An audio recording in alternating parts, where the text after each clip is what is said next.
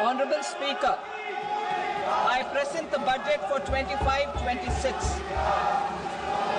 This budget continues our government's efforts to A. Accelerate growth, B. Secure inclusive development, C. Invigorate private sector investments, D. Uplift household sentiments, and E. Enhance spending power of India's rising middle class. Together, we embark on a journey to unlock our nation's tremendous potential for greater prosperity and global positioning under the leadership of Honourable Prime Minister Shri Narendra Modi. As we complete the first quarter of the 21st century, continuing geopolitical headwinds suggest lower global economic growth over the medium term.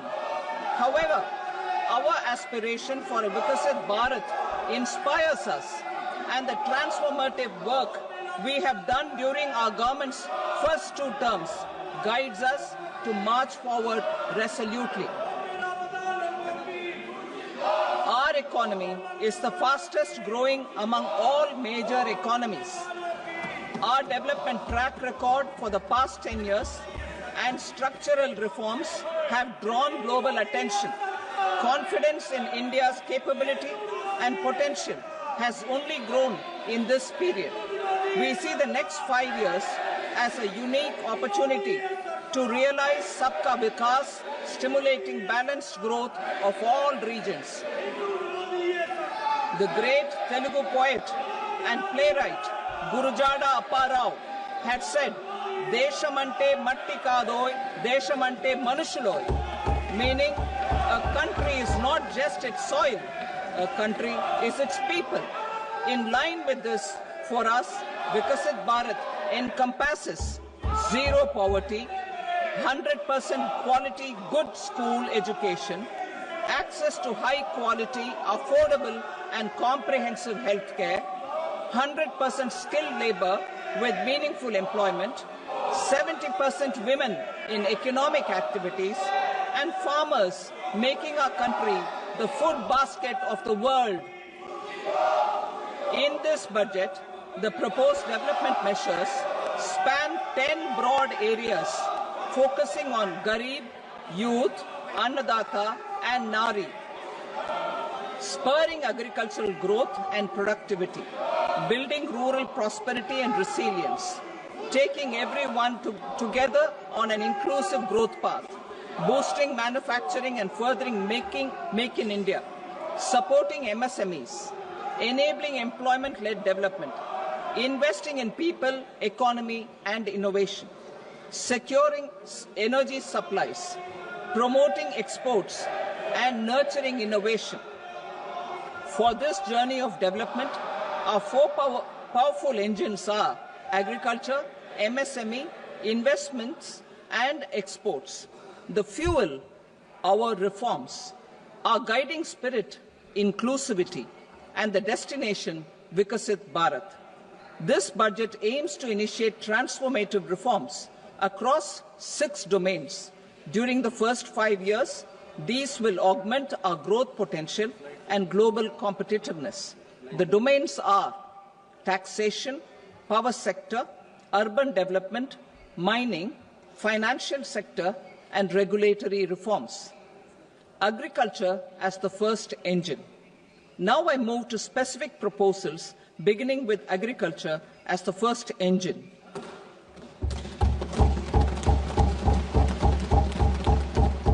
Prime Minister Dhan Dhanya Krishi Yojana, developing agri-districts program. Motivated by the success of the aspirational district program, our government will undertake a Prime Minister Dhan Dhanya Krishi Yojana in partnership with states. Through the convergence of existing schemes and specialized measures, the program will cover 100 districts with low productivity, moderate crop intensity, and below average credit parameters. It aims to 1. Enhance agricultural productivity, 2. Adopt crop diversification and sustainable agricultural practices, 3. Augment post-harvest storage at the panchayat and block level. 4. Improve irrigation facilities. And 5. Facilitate availability of long-term and short-term credit. This program is likely to help 1.7 crore farmers. Building rural prosperity and resilience. A comprehensive multi-sectoral rural prosperity and resilience program will be launched in partnership with the states. This will address underemployment in agriculture through skilling, investment, technology, and invigorating the rural economy. The goal is to generate ample opportunities in rural areas so that migration is an option but not a necessity. The program will focus on rural women, young farmers, rural youth, marginal and small farmers, and landless families. The details are in Annexure A. Domestic best practices will be incorporated, and appropriate technical and financial assistance will be sought from multilateral development banks. In Phase 1, 100 developing agri-districts will be covered. Atmanirbharta in pulses. Our government is implementing the National Mission for Edible Oilseed for achieving Atmanirbharta in edible oils. Our farmers have the capability to grow enough for our needs and more. 10 years ago, we made concerted efforts and succeeded in achieving near self-sufficiency in pulses. Farmers responded to the need by increasing the cultivated area by 50%, and government arranged for procurement and remunerative prices. Since then, with rising incomes and better affordability, our consumption of pulses has increased significantly. Our government will now launch a 6-year mission for Atmanirbharta in pulses with a special focus on Tuar, Urad and Masoor. Details are in Annexure B. Central agencies such as NAFED and NCCF will be ready to procure these 3 pulses as much as offered during the next 4 years from farmers who register with these agencies and enter into agreements. Comprehensive program for vegetables and fruits. It is encouraging that our people are increasingly becoming aware of their nutritional needs. It is a sign of a society becoming healthier. With rising income levels, the consumption of vegetables, fruits, and Sri Anna is increasing significantly. A comprehensive program to promote production, efficient supplies, processing, and remunerative prices for farmers will be launched in partnership with the states. Appropriate institutional mechanisms for implementation and participation of farmer producer organizations and cooperatives will be set up. Makhana board in Bihar. For this, there is a special opportunity for the people of Bihar. A Makhana board will be established in the state to improve production, processing, value addition, and marketing of Makhana. The people engaged in these activities will be organized into FPOs. The board will provide hand-holding and training support to Makhana farmers and will also work to ensure they receive the benefits of all relevant government schemes. A national mission on high-yielding seeds will be launched, aimed at 1. Strengthening research ecosystem, 2. Targeted development and propagation of seeds with high yield, pest resistance, and climate resilience, and 3. Commercial availability of more than 100 seed varieties released since July 2024. India ranks second largest globally in fish production and aquaculture. Seafood exports are valued at 60,000 crore rupees. To unlock the untapped potential of the marine sector, our government will bring in an enabling framework for sustainable harnessing of fisheries from Indian exclusive economic zone and high seas, with a special focus on the Andaman and Nicobar and Lakshadweep Islands. For the benefit of lakhs of cotton growing farmers, I am pleased to announce a mission for cotton productivity. This 5-year mission will facilitate significant improvements in productivity and sustainability of cotton farming and promote extra long staple cotton varieties. The best of science and technology support will be provided to farmers. Aligned with our integrated 5F vision for the textile sector, this will help in increasing incomes of the farmers and ensure a steady supply of quality cotton for rejuvenating India's traditional textile sector. Kisan credit cards facilitate short-term loans for 7.7 crore farmers, fishermen, and dairy farmers. The loan limit under modified interest subvention scheme will be enhanced from 3 lakh rupees to 5 lakh rupees for loans taken through the KCC. For Atmanirbharta in urea production, our government had reopened 3 dormant urea plants in the eastern region. To further augment urea supply, a plant with annual capacity of 12.7 lakh metric tons will be set up at Namrup in Assam.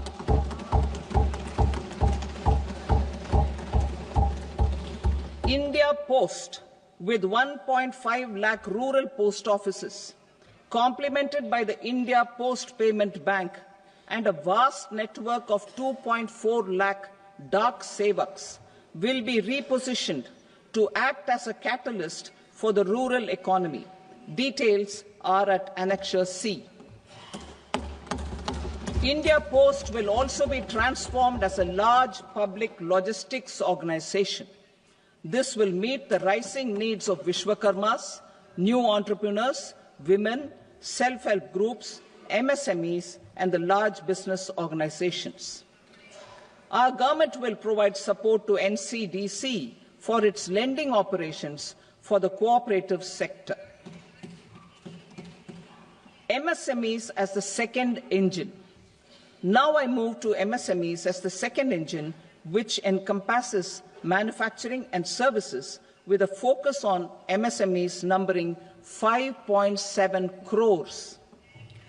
Currently, over 1 crore registered MSMEs, employing 7.5 crore people and generating 36% of our manufacturing, have come together to position India as a global manufacturing hub. With their quality products,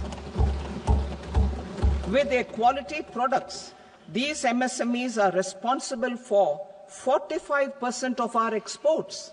To help them achieve higher efficiencies of scale, technological upgradation, and better access to capital, the investment and turnover limits for classification of all MSMEs will be enhanced to 2.5 and 2 times respectively.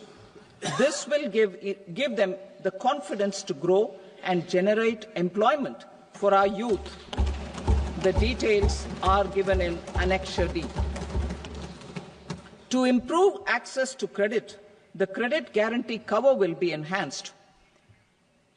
First, for micro and small enterprises from 5 crore to 10 crore rupees, leading to additional credit of 1.5 lakh crores in the next 5 years. Second, for startups from 10 crore rupees to 20 crore rupees, with the guarantee fee being moderated to 1% for loans in 27 focus sectors which are important for Atmanirbhar Bharat. And for well-run exporter MSMEs, for term loans up to 20 crore rupees.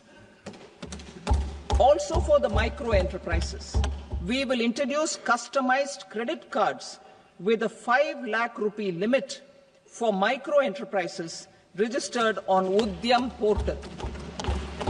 In the first year, 10 lakh such cards will be issued. Fund of funds for startups.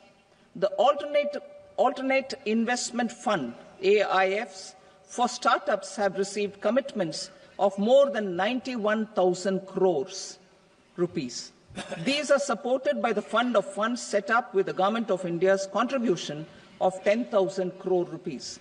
Now, a new fund of funds with expanded scope and a fresh contribution of another 10,000 crore rupees will be set up. A new scheme will be launched for 5 lakh women, scheduled castes and scheduled tribes, first-time entrepreneurs.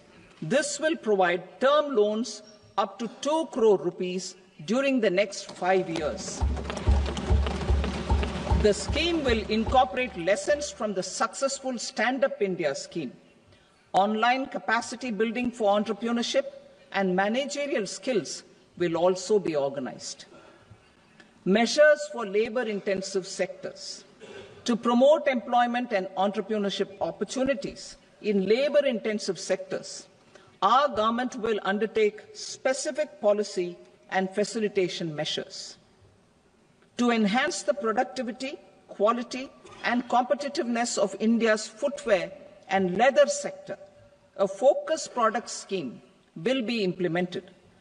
The scheme will support design capacity, component manufacturing, and machinery required for production of non-leather quality footwear, besides the support for leather footwear and products.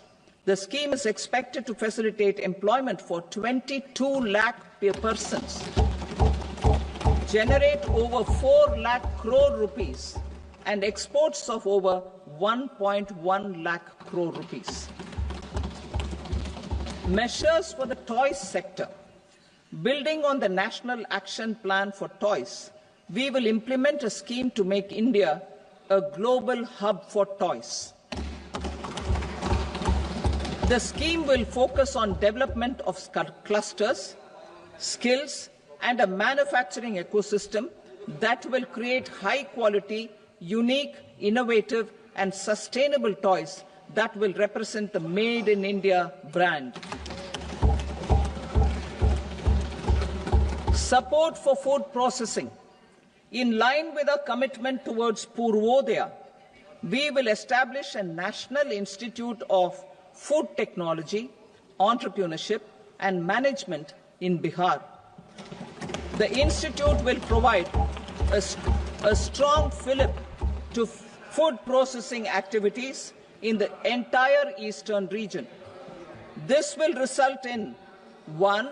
Enhanced income for the farmers through value addition to their produce, and 2. Skilling entrepreneurship and employment opportunities for the youth. Manufacturing mission, furthering Make in India.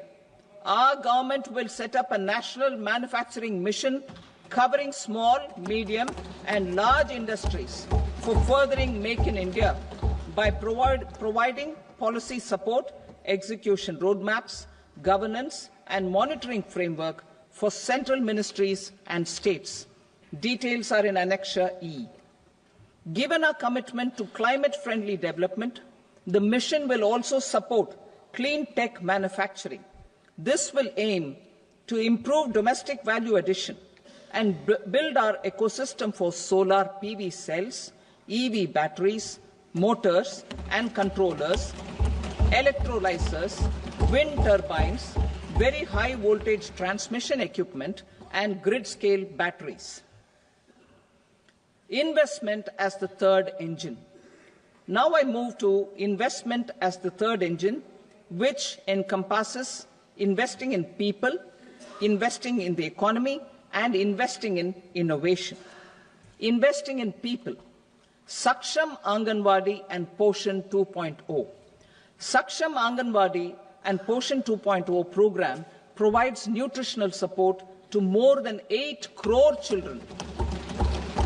1 crore pregnant women and lactating mothers all over the country, and about 20 lakh adolescent girls in aspirational districts and the Northeast region. The cost norms for these nutritional support will be enhanced appropriately.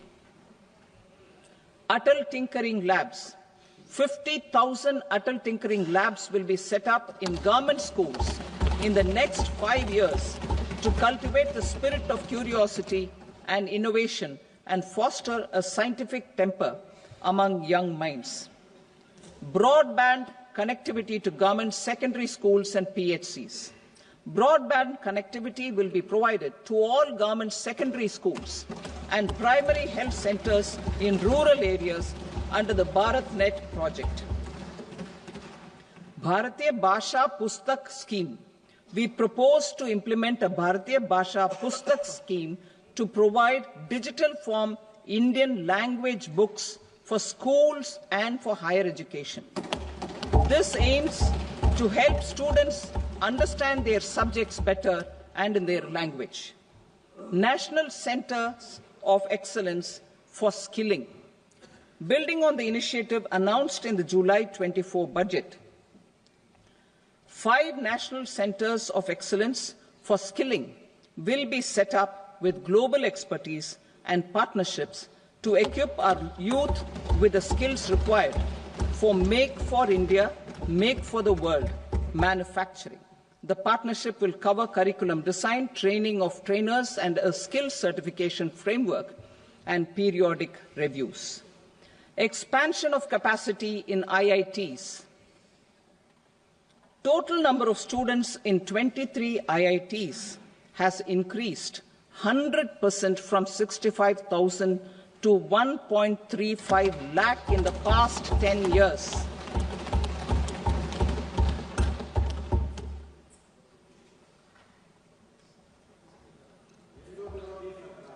Additional infrastructure will be created in the 5 IITs started after 2014 to facilitate education for 6,500 more students.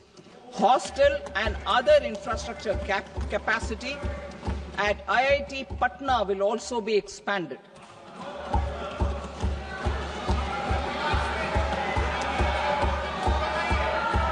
Center of Excellence.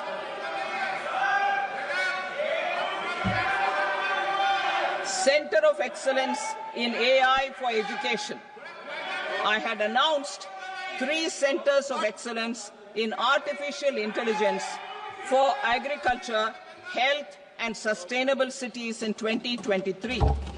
Now a center of excellence in artificial intelligence for education will be set up with a total outlay of 500 crores. Expansion of medical education. Our government has added almost 1.1 lakh undergraduate and postgraduate medical education seats in 10 years, an increase of 130%. In the next year, 10,000 additional seats will be added in medical colleges and hospitals towards the goal of adding 75,000 seats in the next 5 years. Daycare cancer centers in all district hospitals. Our government will facilitate setting up of daycare cancer centers in all district hospitals in the next 3 years. 200 centers will be established in 25-26 itself. Strengthening urban livelihoods. Our government has been giving priority to assisting urban poor and vulnerable groups. A scheme for socio-economic upliftment of urban workers will be implemented to help them improve their incomes, have sustainable livelihoods, and a better quality of life. PM Swanidhi scheme has benefited more than 68 lakh street vendors, giving them respite from high-interest informal sector loans. Building on this success, the scheme will be revamped with enhanced loans from banks, UPI-linked credit cards with 30,000 rupees limit, and capacity building support. Social Security scheme for welfare of online platform workers. Gig workers of online platforms provide great dynamism to the new age services economy. Recognizing their contribution, our government will arrange for their identity cards and registration on the e-Shram portal. They will be provided healthcare under PM Jan Arogya Yojana. This measure is likely to assist nearly 1 crore gig workers.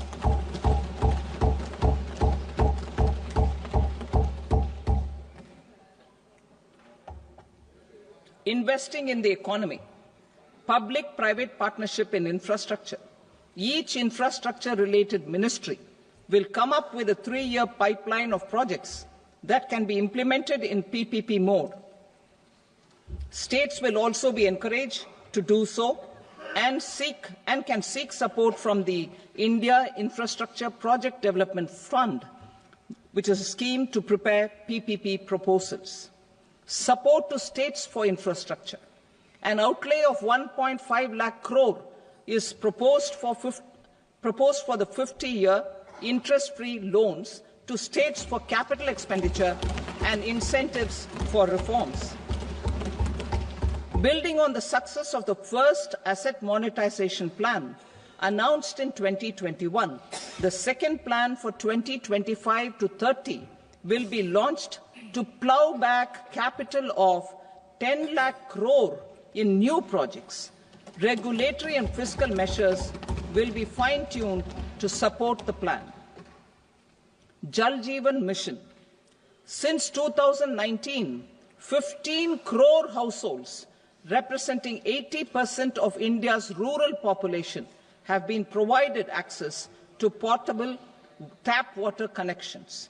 To achieve 100% coverage, I am pleased to announce the extension of this mission until 2028 with an enhanced total outlay.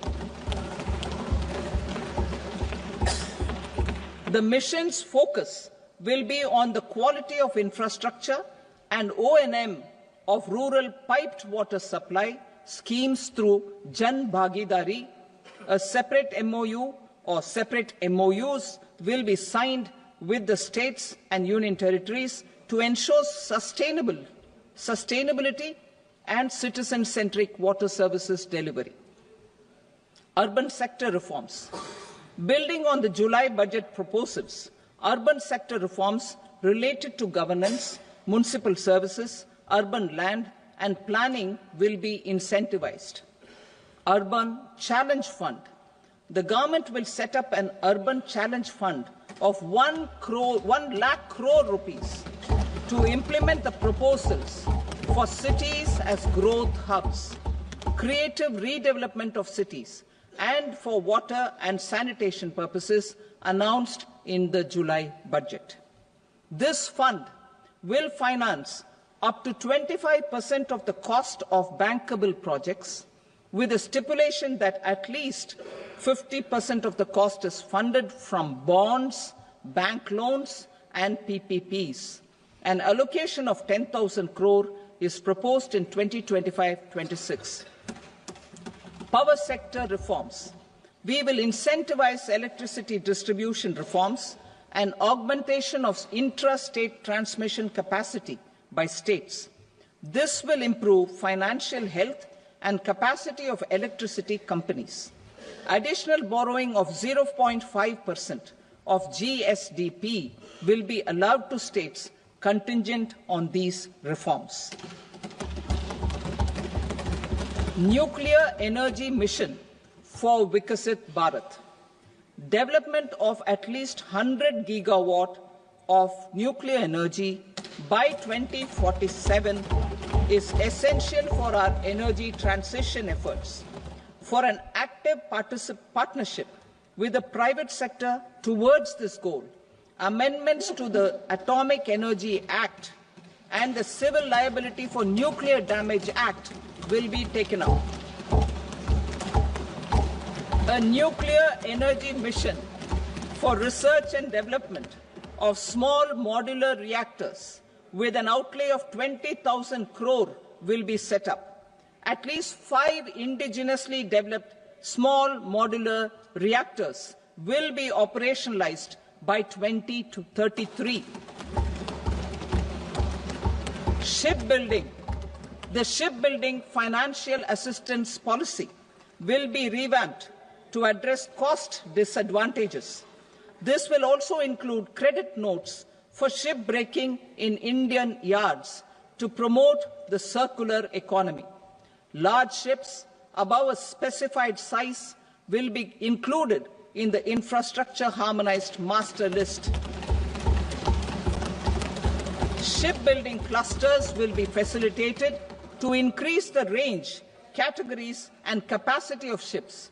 This will include additional infrastructure, facilities, skilling and technology to develop the entire ecosystem. Maritime Development Fund.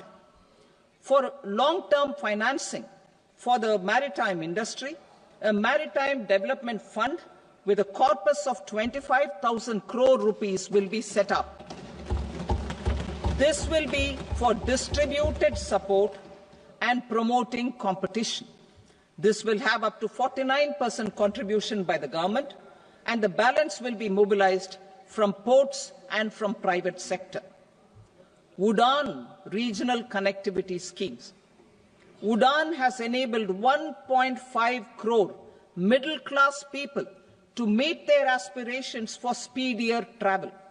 The scheme has connected 88 ports, airports, and operationalized 619 routes.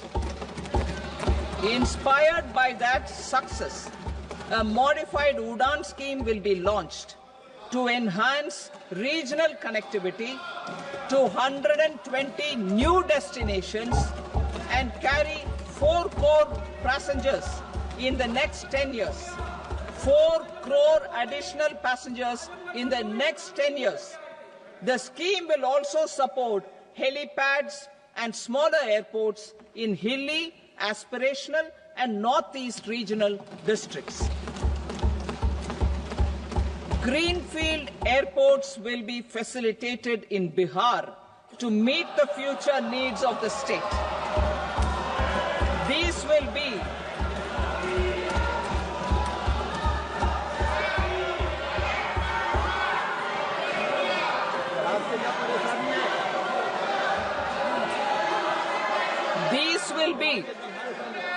These will be in addition to the expansion of the capacity of Patna Airport and a brownfield airport in Beta. Western Kosi Canal project in Mithilanchal. Financial support will be provided for the Western Kosi Canal ERM project, benefiting a large number of farmers cultivating over 50,000 hectares of land in the Mithilanchal region of Bihar. Mining sector reforms. Mining sector reforms, including those for minor minerals, will be encouraged through sharing of best practices and institutions of a state mining index.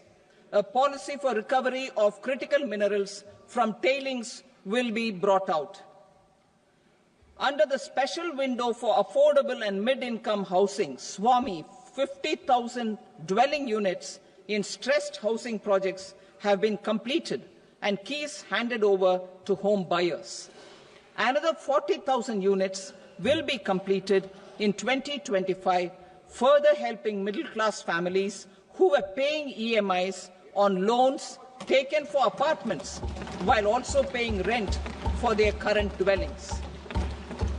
Building on this success, SWAMI Fund 2 will be established as a blended finance facility with contribution from the government, banks and private investors. This fund of 15,000 crore rupees will aim for expeditious completion of another 1 lakh units. PM Gati Shakti data for private sector. For furthering PPPs and assisting the private sector in project planning, access to relevant data and maps from the PM Gati Shakti portal will be provided. Tourism for employment-led growth. Top 50 tourist destination sites in the country will be developed in partnership with states through a challenge mode. Land for building key infrastructure will have to be provided by the states. Hotels in these destinations will be included in the infrastructure harmonized list. The following measures will be taken for facilitating employment-led growth. Organizing intensive skill development programs for our youth, including in institutes of hospitality management. Providing mudra loans for homestays. Improving ease of travel and connectivity to tourist destinations. Providing performance-linked incentives to states for effective destination management, including tourist amenities, cleanliness, and marketing efforts. And introducing streamlined e-visa facilities along with visa fee waivers for certain tourist groups. Continuing with the emphasis on places of spiritual and religious significance, in the July budget, there will be a special focus on destinations related to the life and times of Lord Buddha. Medical tourism and heal in India. Medical tourism and heal in India will be promoted in partnership with the private sector, along with capacity building and easier visa norms. Investing in innovation. To implement private sector-driven research, development and innovation initiatives announced in the July budget, I am now allocating 20,000 crore rupees for this purpose. A deep tech fund of funds will also be explored to catalyze the next generation startups as a part of this initiative. In the next 5 years, under the PM Research Fellowship Scheme, we will provide 10,000 fellowships for technological research in IITs and IISc with enhanced financial support. The second gene bank with 10 lakh germplasm lines will be set up for future food and nutritional security. This will provide conservation support to both public and private sectors for genetic resources. We will start a national geospatial mission to develop foundational geospatial infrastructure and data. Using PM Gati Shakti, this mission will facilitate modernization of land records, urban planning, and design of infrastructure projects. A Gyan Bharatam mission for survey, documentation, and conservation of our manuscript heritage with academic institutions, museums, libraries, and private collectors will be undertaken to cover more than 1 crore manuscripts. We will set up a national digital repository of Indian knowledge systems for knowledge sharing. Now I move to exports as the fourth engine. We will set up an export promotion mission with sectoral and ministerial targets driven jointly by the Ministries of Commerce, MSME, and Finance. It will facilitate easy access to export credit, cross-border factoring support, support to MSMEs to tackle non-tariff measures in overseas markets. A digital public infrastructure, Bharat Trade Net, for international trade will be set up as a unified platform for trade documentation and financing solutions. This will complement the Unified Logistics Interface platform. The BTN will be aligned with international practices. Support will be provided to develop domestic manufacturing capacities for our economy's integration with global supply chains. Sectors will be identified based on objective criteria. Facilitation groups with participation of senior officers and industry representatives will be formed for select products and supply chains. Through this, there are huge opportunities related to Industry 4.0, which needs high skills and talent. Our youth have both. Our government will support the domestic electronic equipment industry to leverage this opportunity for the benefit of our youth. A national framework will be formulated as guidance to states for promoting global capability centers in emerging Tier 2 cities. This will suggest measures for enhancing availability of talent and infrastructure, building bylaw reforms, and mechanisms for collaboration with industry. Our government will facilitate upgradation of infrastructure and warehousing for air cargo, including high-value perishable horticultural produce.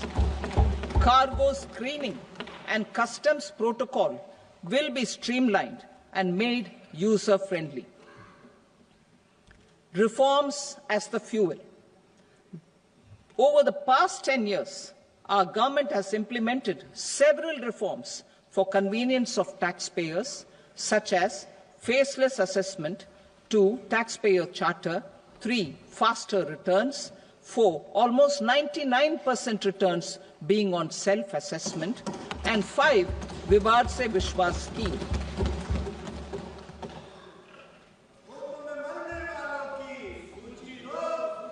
Continuing these efforts, I reaffirm the commitment of the Tax Department to trust first, scrutinize later. I also propose to introduce the new income tax bill next week. I will detail the indirect tax reforms and changes in direct taxes in Part B. Financial sector reforms.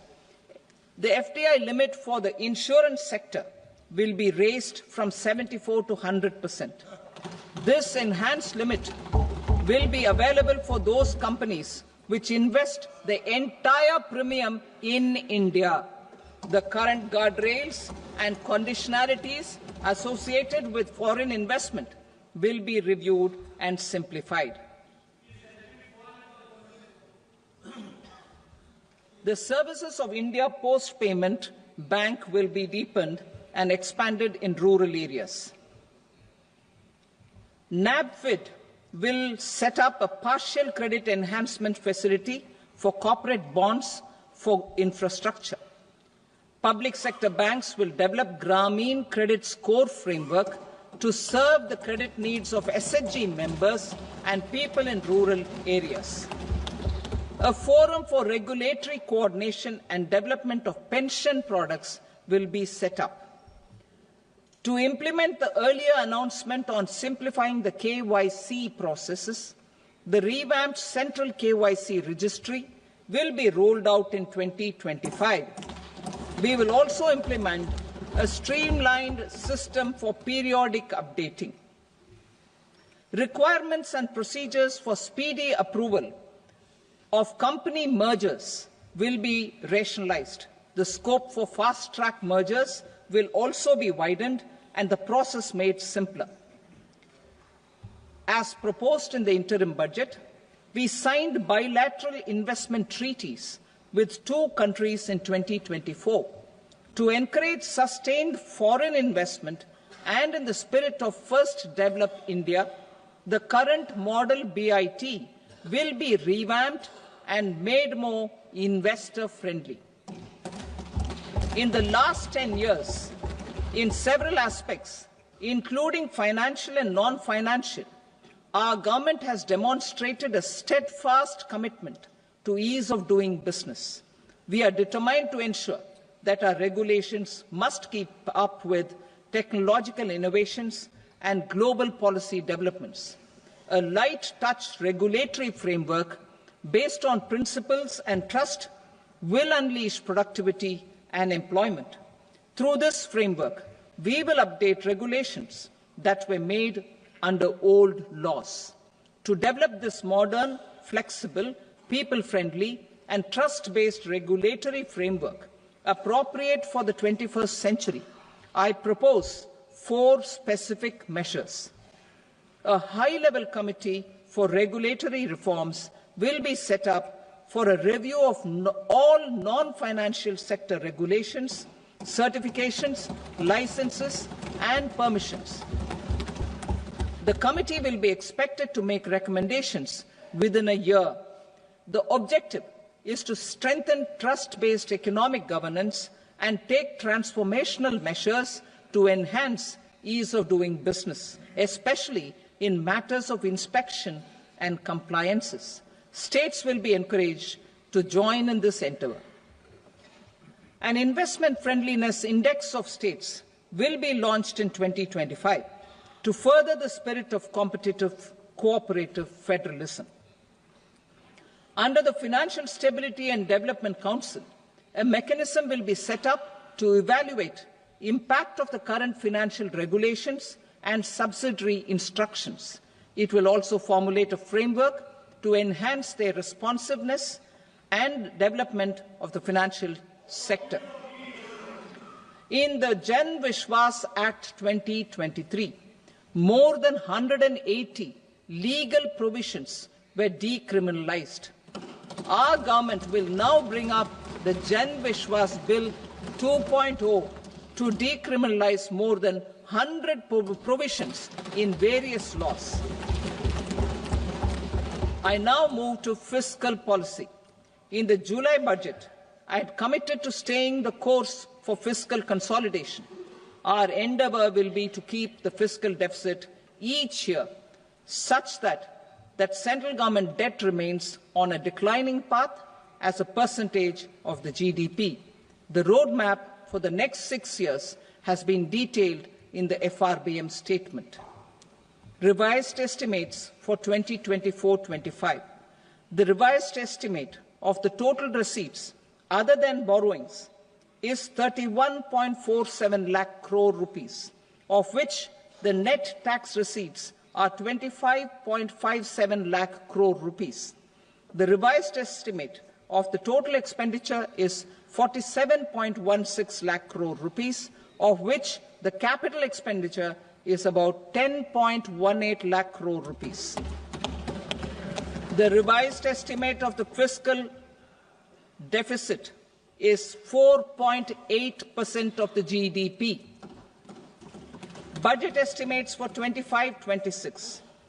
Coming to 25-26, the total receipts other than borrowings and total expenditure are estimated at 34.96 lakh crore rupees and 50.65 lakh crore rupees respectively. The net tax receipts are estimated at 28.37 lakh crore rupees.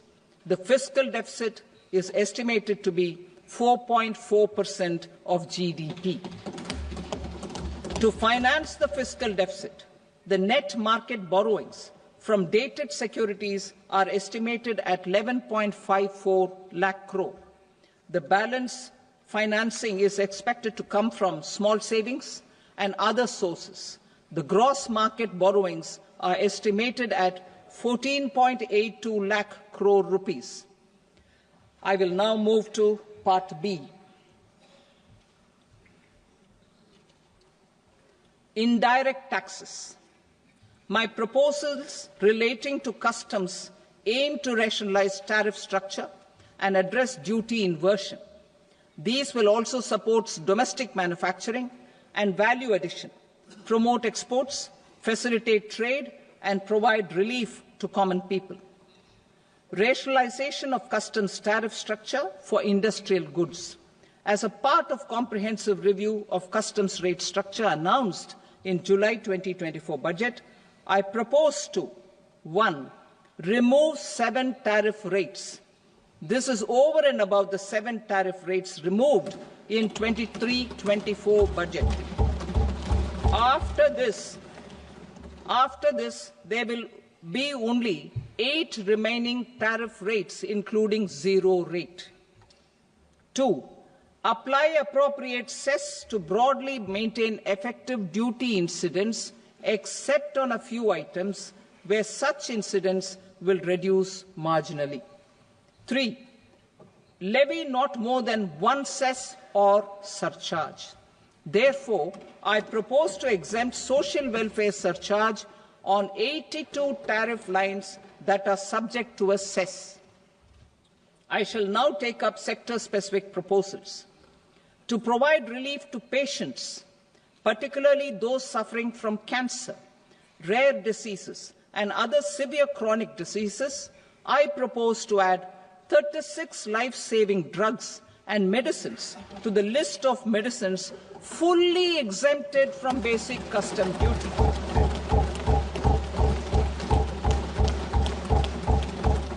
I also propose to add 6 life-saving medicines to the list attracting concessional custom duty of 5%. Full exemption and concessional duty will also respectively apply on the bulk drugs for manufacture of the above. Specified drugs and medicines under patient assistance programs run by the pharmaceutical companies are fully exempt from BCD, provided the medicines are supplied free of cost to the patients. I propose to add 37 more medicines along with 13 new patient assistance programs. Support to domestic manufacturing and value addition. Critical minerals. In the July 2024 budget, I had fully exempted BCD on 25 critical minerals that are not domestically available. I had also reduced BCD of 2 other such minerals to provide a major fillip to their processing, especially by MSMEs. Now, I propose to fully exempt cobalt powder and waste, the scrap of lithium-ion battery, lead, zinc, and 12 more critical minerals. This will help secure their availability for manufacturing in India and promote more jobs for our youth. To promote domestic production of technical textile products such as agro-textiles, medical textiles, and geotextiles at competitive prices, I propose to add 2 more types of shuttle-less looms to the list of fully exempted textile machinery. I also propose to revise the BCD rate on knitted fabrics covered by 9 tariff lines from 10 or 20 to 20% or 115 rupees per kg, whichever is higher. Electronic goods. In line with our Make in India policy and to rectify inverted duty structure, I propose to increase the BCD on interactive flat panel display from 10% to 20% and reduce the BCD to 5% on open cell and other components. In 23-24 budget, for the manufacture of open cells of LCD, LED TVs, I had reduced the BCD on parts of open cells from 5% to 2.5%. To further boost the manufacture of such open cells, the BCD on these parts will now stand exempted. Lithium-ion battery. To the list of exempted capital goods, I propose to add 35 additional capital goods for EV battery manufacturing and 28 additional capital goods for mobile phone battery manufacturing. This will boost domestic manufacture of lithium-ion batteries, both for mobile phones and for electric vehicles. Shipping sector. Considering that shipbuilding has a long gestation period, I propose to continue the exemption of BCD on raw materials, components, consumables, or parts for the manufacture of ships for another 10 years.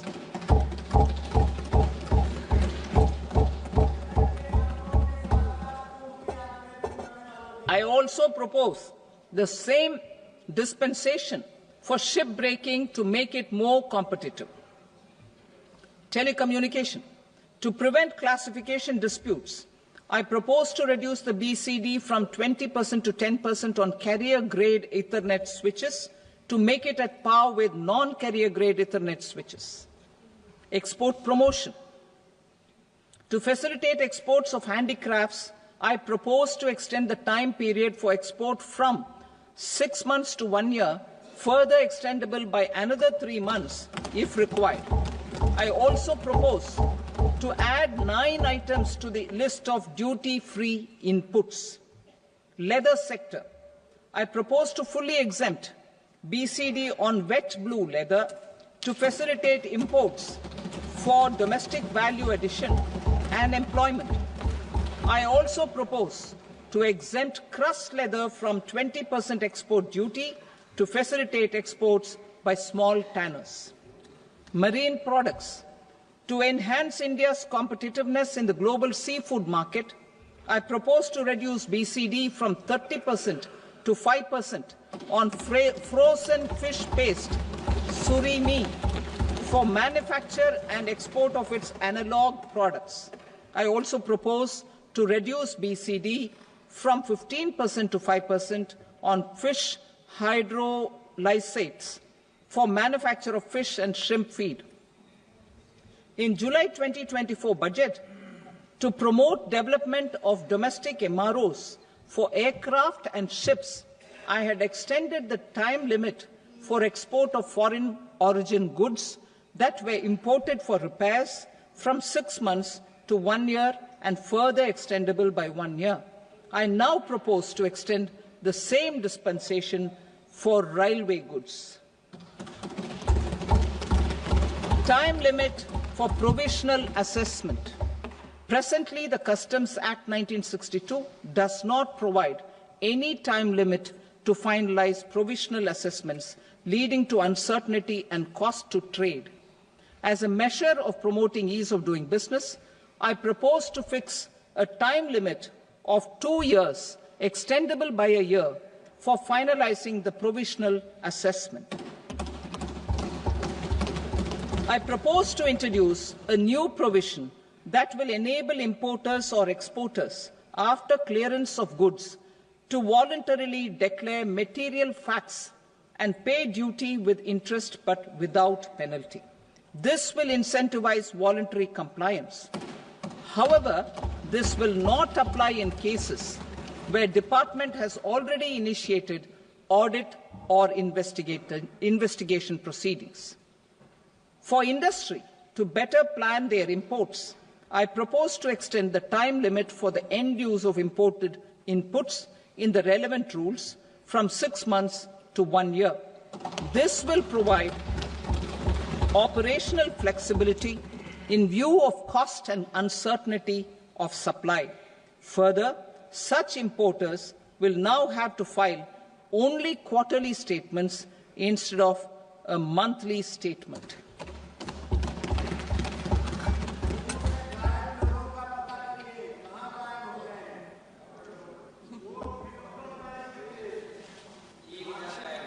I now come to my direct tax proposals.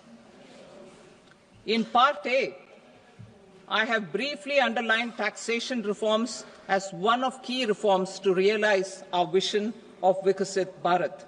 In respect of criminal law, our government had earlier ushered in Bharatiya Nyaya Sanhita, replacing Bharatiya Danda Sanhita. I am happy to inform this august House and the country that for new income tax bill will carry forward the same spirit of Nyaya in its drafting as well.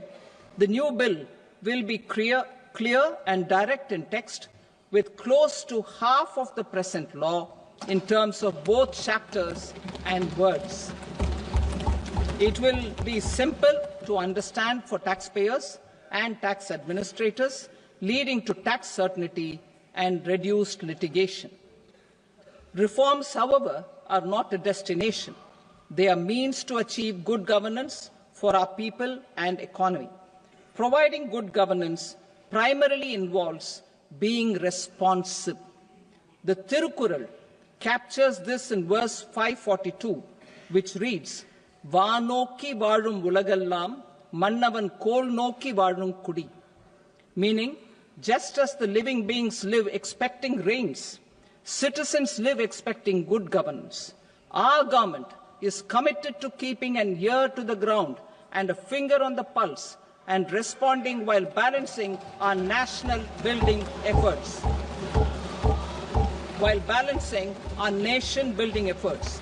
The following measures will detail just how our government will, under the guidance of PM Modi, has taken steps to understand and address. I repeat that sentence, sir.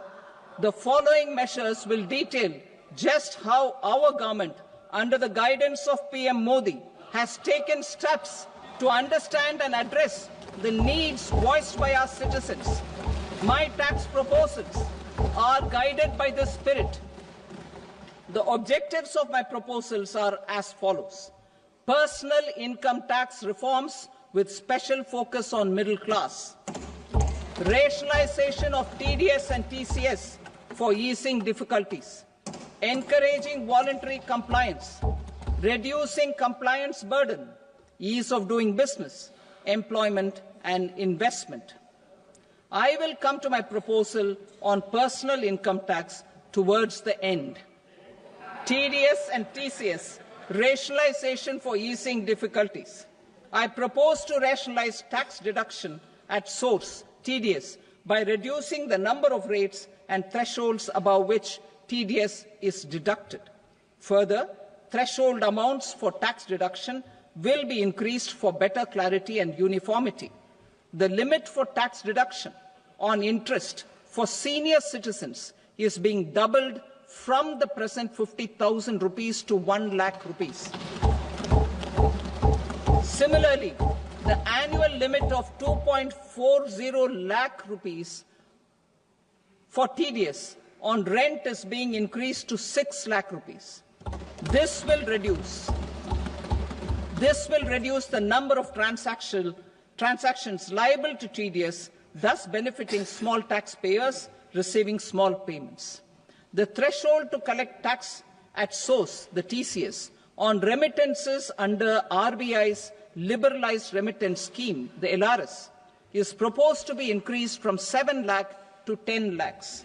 I also propose to remove TCS on remittances for education purposes, where such remittances is out of a loan taken from a specified financial institution. Both TDS and TCS are being applied on any transaction related to sale of goods. To prevent such compliance difficulties, I propose to omit the TCS. I also propose that the provisions of the higher TDS deduction will now apply only in non-PAN cases. In July 2024, the delay for payment of TDS up to the due date of filing statement was decriminalized. I propose to provide the same relaxation to TCS provisions as well. The government under the leadership of Prime Minister Modi believes in Sabka Saath, Sabka Vikas, Sabka Vishwas and Sabka Prayas. In line with this, we brought in updated return facility in 2022 for voluntary compliance by taxpayers who had omitted to report their correct income. Our trust in taxpayers was proved right. Nearly 90 lakh taxpayers voluntarily updated their incomes by paying additional tax. Taking this trust further, I now propose to extend the time limit to file updated returns for any assessment year from the current limit of 2 years to 4 years. I propose to reduce the compliance burden for small charitable trusts and institutions by increasing their period of registration from 5 years to 10 years. It is also proposed that disproportionate consequences do not arise for minor defaults such as incomplete applications filed by charitable entities. Presently, taxpayers can claim the annual value of self-occupied properties as nil only on the fulfillment of certain conditions. Considering the difficulties faced by taxpayers, it is proposed to allow the benefit of 2 such self-occupied properties without any condition. To streamline the process of transfer pricing and to provide an alternative to yearly examination, I propose to introduce a scheme for determining arm's length price of international transaction for a block period of 3 years. This will be in line with global best practices. With a view to reduce litigation and provide certainty in international taxation, the scope of safe harbour rules is being expanded. A number of senior and very senior citizens have very old national savings schemes accounts. As interest is no longer payable on such accounts, I propose to exempt withdrawals made from NSS by individuals on or after 29th August 2024. I am also proposing to allow similar treatment to NPS Vatsalya accounts as is available to normal NPS accounts subject to overall limits. In my speech in July 2024, I had promised that all processes, including giving effect to appellate orders, shall be digitalized and made paperless over the next 2 years. So I am happy to announce that digitalization is being made operational now. In July 2024, we brought in the Vivad Se Vishwas scheme to resolve income tax disputes pending in appeal. The scheme has received a great response, with nearly 33,000 taxpayers having availed of the scheme to settle their disputes. I have a few proposals to promote investment and employment. It is proposed to provide a presumptive taxation regime for non-residents who provide services to a resident company that is establishing or operating an electronics manufacturing facility. I further propose to introduce a safe harbour for tax certainty for non-residents who store components for supply to specified electronics manufacturing units. Presently, the tonnage tax scheme is available only to sea-going ships. The benefits of existing tonnage tax scheme are proposed to be extended to inland vessels registered under the Indian Vessels Act 2021 to promote inland water transport in the country. Extension for incorporation of startups. We continue to support the Indian startup ecosystem. I propose to extend the period of incorporation by 5 years to allow the benefit available to startups which are incorporated before 1/4/2030. In order to attract and promote additional activities in the IFSC, I am inter alia proposing specific benefits to ship leasing units, insurance offices, and treasury centres of global companies which are set up in IFSC. Further, to claim benefits, the cut-off date for commencement in IFSC has also been extended by 5 years to 31/3/2030. Category 1 and Category 2 AIFs are undertaking investments in infrastructure and other such sectors. I propose to provide certainty of taxation to these entities on the gains from securities, to promote funding from sovereign wealth funds and pension funds to the infrastructure sector. I propose to extend the date of making an investment by 5 more years up to 31st March 2030.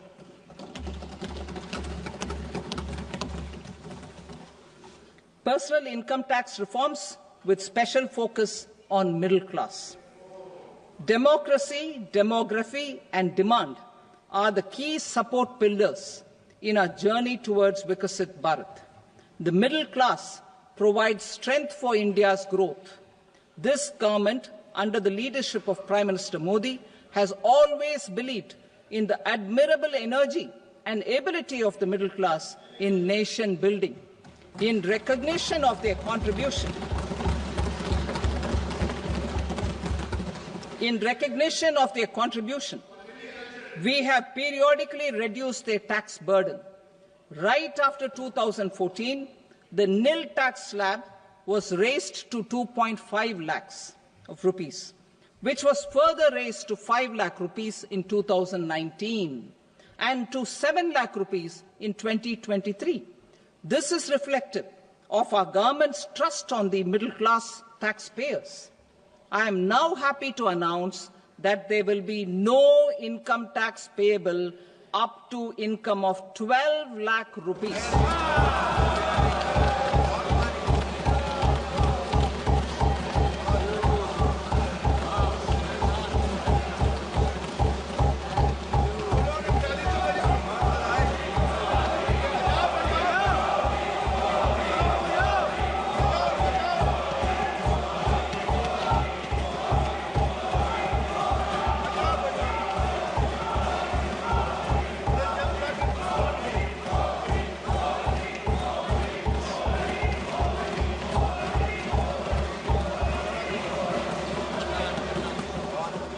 So, average income of 1 lakh per month, other than the special rate income such as capital gains, under the new regime. This limit will be 12.75 lakh for salaried taxpayers due to the standard deduction of 75,000. Slabs and rates are being changed across the board to benefit all taxpayers. The new structure will substantially reduce the taxes of the middle class and leave more money in their hands, boosting household consumption, savings and investment. In the new tax regime, I propose to revise tax rate structures as follows: 0 to 4 lakh rupees nil, 4.8 lakh rupees to 4 to 8 lakh rupees 5%, 8 to 12 lakh rupees 10%, 12 to 16 lakh rupees 15%, 16 to 20 lakh rupees 20%, 20 to 24 lakh rupees 25%, and above 24 lakh rupees 30%. To taxpayers up to 12 lakh of normal income, other than special rate income such as capital gains. I read that again.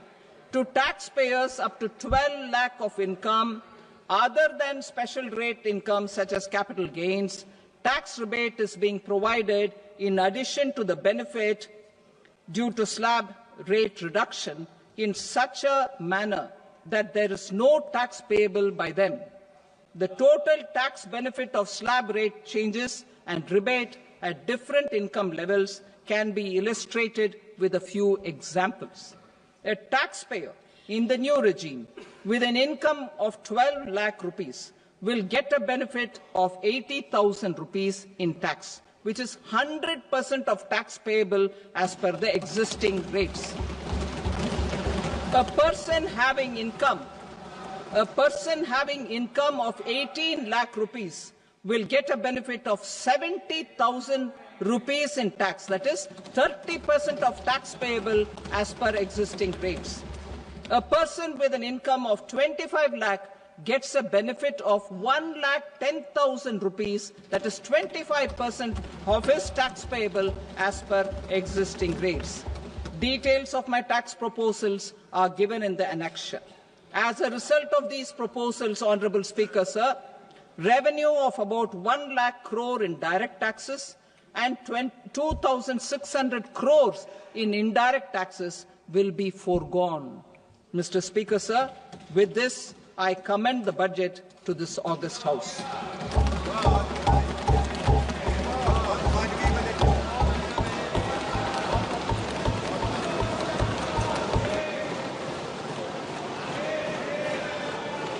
Item number 2, Srimati Nirmala Sitharaman.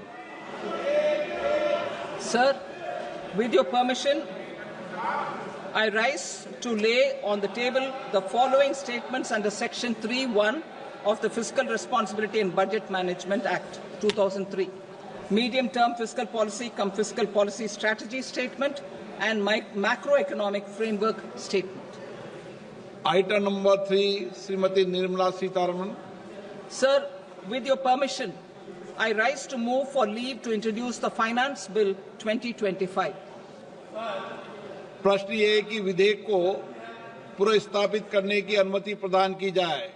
जो सदस्य इसके पक्ष में हाँ कहें, जो सदस्य विरोध में ना कहें। मेरे विचार में निर्णय